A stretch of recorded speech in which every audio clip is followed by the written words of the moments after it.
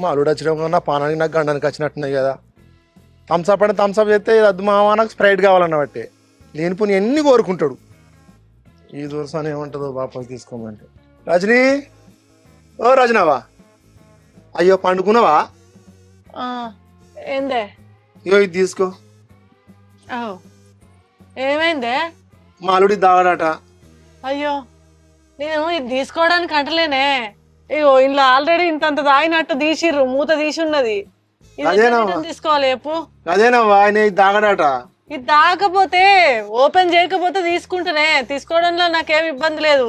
ఇగో ఇది సీల్ తీసిర్రు, ఈ సీల్ తీసినాక ఎట్లా ఇది మళ్ళీ ఎవరు కొంటారు చెప్పి ఎవరు కొనరు కదా. ఓ 10 రూపాయలు 5 రూపాయలు కట్ చేసుకోరా అయితే. చీనీ అవ్వ, 10 రూపాయలు 5 రూపాయలు కట్ చేసుకోవడానికి ఇది ఏంటిదే?